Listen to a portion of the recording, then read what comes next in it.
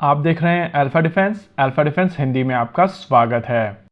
अगर इस समय भारतीय वायुसेना की बात की जाए तो बच्चे बच्चे को पता है कि भारतीय वायुसेना की सिचुएशन काफी खराब है और भारतीय वायुसेना को नए फाइटर जेट्स की आवश्यकता कल थी। इस बीच रशियन प्रेसिडेंट व्लादिमीर पुतिन की तरफ से कहा गया है कि भारत के साथ में डीपर कोऑपरेशन के लिए रशिया तैयार है और स्पेसिफिकली Su-57 को लेकर बात करते हुए उन्होंने कहा था कि पहले भारत इस प्रोग्राम का हिस्सा था और अब भी इस प्रोग्राम को लेकर रशिया भारत के साथ में डीपर कोऑपरेशन के लिए तैयार है। नेचुरल है कि इस कॉन्वर्सेशन के तुरंत बाद भारत में ये डिबेट उठना था और एग्जैक्टली यही चीज इस पॉइंट ऑफ टाइम पर पूरे सोशल मीडिया के ऊपर चल रही। नेशनल टेलीविजन के ऊपर डिबेट्स चल रहे हैं, आर्टिकल्स आ रहे हैं, सोशल मीडिया पोस्ट की जा रही हैं, लेकिन एक बेसिक क्वेश्चन का आंसर यहाँ पर नहीं दिया जा रहा है। क्वेश्चन काफी सिंपल है, क्या Su-57 भारतीय वायुसेना की करंट रिक्वायरमेंट को पूर्ण कर सकता है और क्या Su-57 अक्वायर करने के बाद में इस समय भारतीय वायुसेना की जो सिचुएशन बनी हुई है उससे भारतीय वायुसेना बाहर आ सकती है। सबसे पहले भारतीय वायुसेना की करंट परेशानी को समझिए। 2 स्क्वाड्रंस में रफाल को अगर छोड़ दिया जाए तो भारतीय वायुसेना के पास में इस समय कोई भी ऐसा एयरक्राफ्ट नहीं है जिसके पास में एईसा रेडार। हालांकि बहुत सारे लोग यहाँ पर कहेंगे कि जैगुआर फाइटर बॉम्बर के पास में अपना खुद का एईसा रेडार है, लेकिन अगर प्रैक्टिकल पर्पस को लेकर हम लोग उस चीज को डिस्कस करेंगे तो रियलिटी सामने निकल कर आ जाती है। इस चीज को हम लोग पहले भी कई बार डिस्कस कर चुके हैं और 350 TR मॉड्यूल्स के साथ में जैगुआर का रेडार बहुत ज्यादा जस्टिस नहीं करता है। आने वाले एयरक्राफ्ट की अगर बात की जाए तो LCA Mark 1A के साथ में एईसा रेडार आएगा और 114 रफाल फाइटर जेट्स को लेकर जो कॉन्वर्सेशन चल रही है वहां पर भी एईसा रेडार आएंगे, लेकिन ये दोनों ही चीजें फ्यूचर में हैं और इस पॉइंट ऑफ टाइम पर भारतीय वायुसेना की करंट सिचुएशन देखी जाए तो सिचुएशन काफी खराब है। Su-57 को लेकर भारतीय वायुसेना के खुद के एडमिशंस की अगर बात की जाए तो उनकी तरफ से भी ये चीज बार बार क्लियर की गई है कि Su-57 एक स्टेल्दी एयरक्राफ्ट नहीं है, लेकिन लार्जर स्कीम ऑफ थिंग्स में अगर भारतीय वायुसेना की तरफ से इस एयरक्राफ्ट को अक्वायर किया जाता है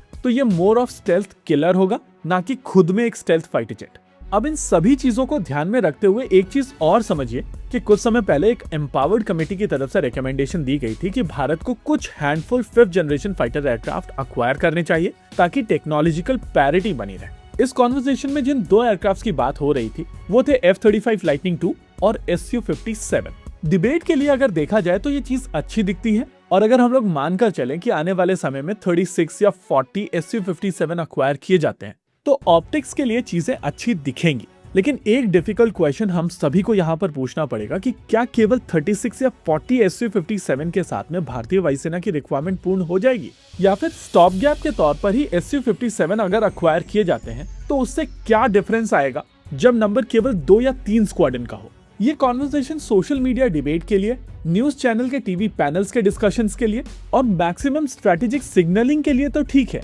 लेकिन अगर भारतीय वायुसेना की तरफ से Su-57 कमिट किया जाता है तो क्या केवल 2 से 3 स्क्वाड्रंस में भारतीय वायुसेना की रिक्वायरमेंट पूर्ण हो जाएंगी। स्पेसिफिकली ये चीज ध्यान में रखते हुए कि रफाल को लेकर भी इनिशियल प्रोक्योरमेंट एग्जैक्टली ऐसे ही शुरू हुई थी। दूसरी चीज, अगर आप वो प्राइवेट सेक्टर कंपनी है जिसने आमका के लिए इन्वेस्टमेंट किया है और आमका के लिए बिड किया है, तो आप इस फाइटर जेट के फ्यूचर को किस तरीके से देखते हैं। इसके अलावा अगर लार्जर स्कीम ऑफ थिंग्स में अगर आप 114 एयरक्राफ्ट अक्वायर कर रहे हैं रफाल के रूप में और फिर इंटरनेशनल मार्केट में जाकर 30 से 35 या 40 एयरक्राफ्ट अक्वायर कर रहे हैं Su-57 के नाम से, तो नेचुरल है कि आपके इंडिजिनस प्रोग्राम बैक बर्नर के ऊपर जाएंगे और ये चीजें ऊपर से दिखाई नहीं देती हैं। इवेंचुअली आपको समझ में आता है कि धीरे धीरे टाइमलाइंस पुश होती चली जा रही हैं, प्रोडक्ट्स लेट हो रहे हैं, फाइनेंसेस रुक रहे हैं, लेकिन लेमैन को ये सब चीजें दिखाई देती हैं केवल एक चीज के तौर पर, वो है अप्रूवल डिले। लॉजिक काफी सिंपल है, अगर भारतीय वायुसेना को Su-57 को लेकर कमिट करना है तो उनको फुल ऑन Su-57 के साथ में जाना चाहिए